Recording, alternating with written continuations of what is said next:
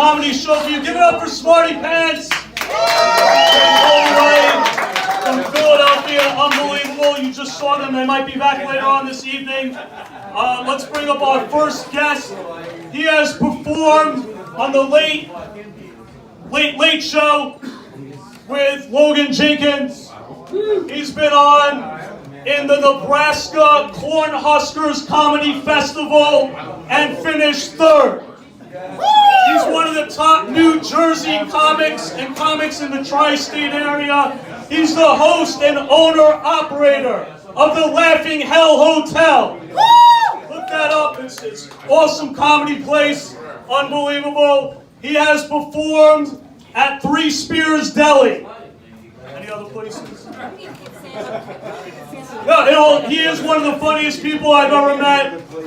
Honestly, he came all the way from Jersey. He gets booked all the time. It's amazing that we have him here. Let's give it up for Dan Caprio!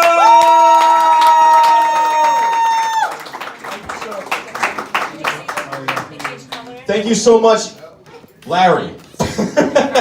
My buddy. I got a lot to live up to. All that was not true, by the way. One thing was.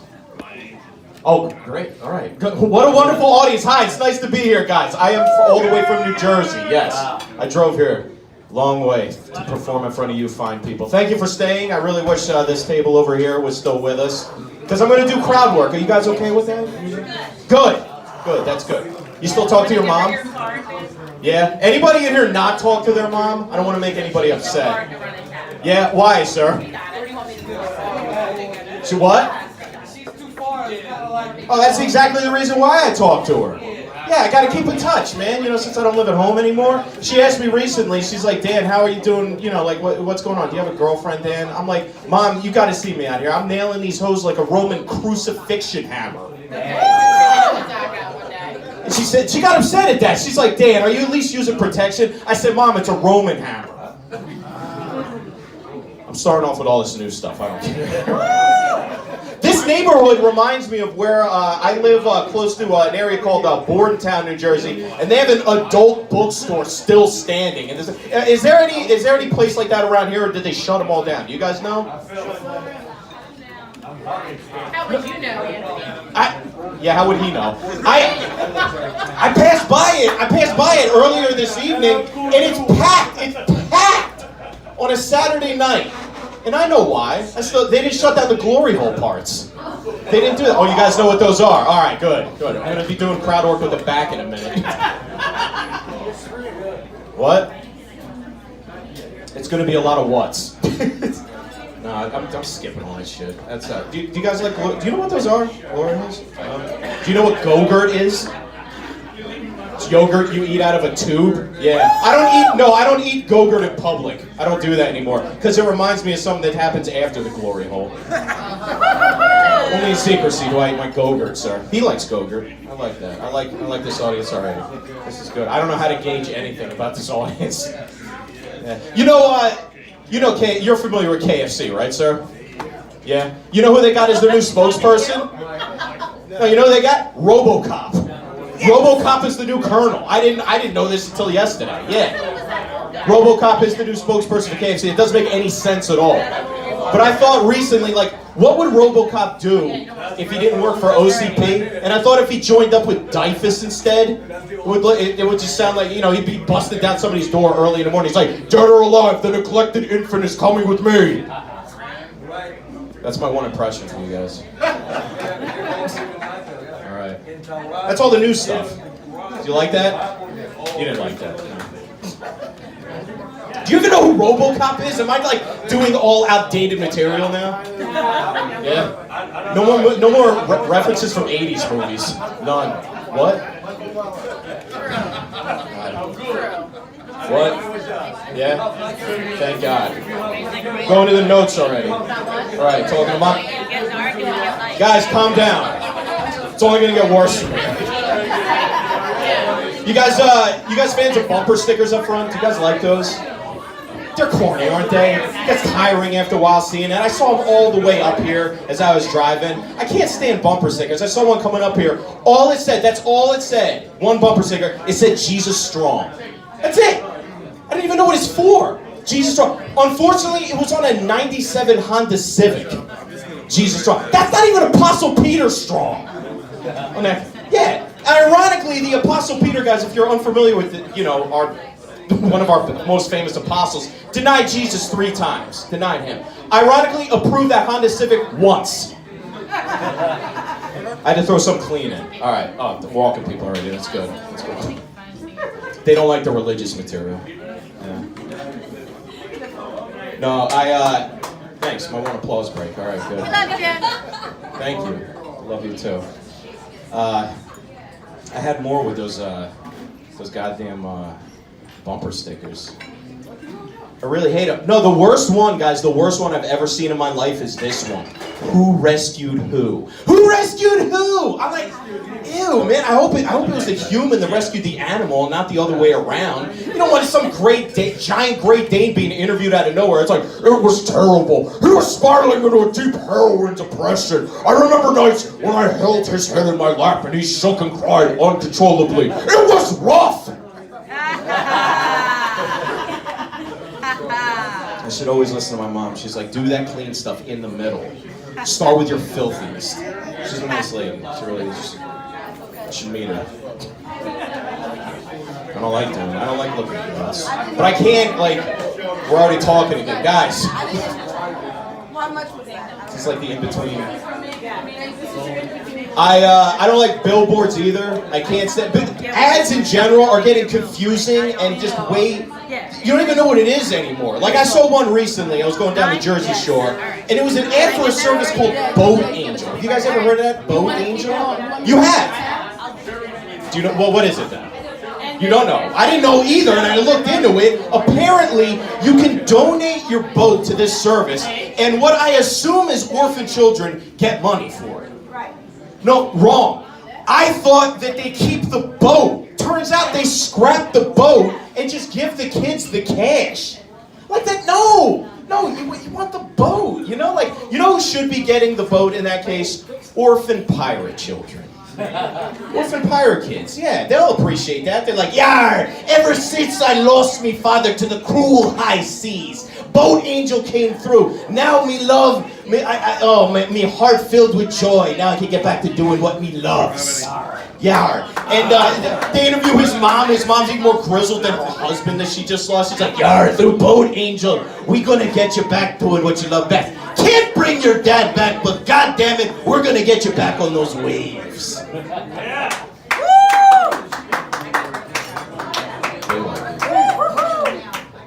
You guys in a relationship up front? Does that? All right, so we're all having sex, but not really telling anybody what we're doing.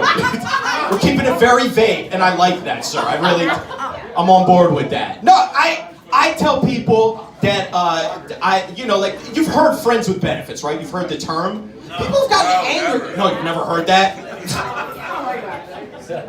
I believe this term got invented when those flags were made. No, guys, I do not mind that lifestyle. People get mad at me when I say that I adhere to that lifestyle. I'm like, there's nothing wrong with that, But I don't like the term. I don't like the term friends with benefits anymore. So I made up my own goddamn word. Super friend.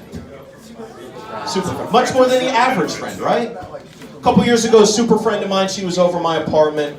I'm in the kitchen. I'm like a good Italian. I'm making this boat dinner. Good guy.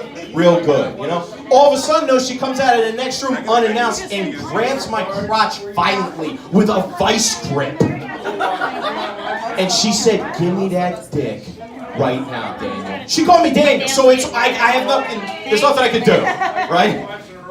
But guys, I did the wrong thing. I had a severe moment of over-Italian. I'm like, I got sauce under this goddamn stove. Oh, there's no way I'm gonna let this shit burn. You are going to have to wait. You sit down and make her your food. And guys, she did. She sat down and she waited for this dick. I like how I'm being interrupted while an order's being made. It hits my Italian heart right here. Some asshole in the audience one time, he heckled me out of nowhere. He's like, well, how'd the sauce come out though, bud? How was the sauce? How'd the sauce turn out? I'm like, which one, asshole? The red or the white? Answer both. Delicious. We had a wonderful evening. See, I'm keeping it classy. I kept it classy in my house. I can only do this joke today, guys. Did anybody in here have a great Valentine's Day? That horrible corporate holiday that I know everybody... No, you didn't. No. We all had a lousy Valentine's Day, I assume. I don't believe him. You had a nice Valentine's Day? Did you do like I did and clip your toenails for that occasion?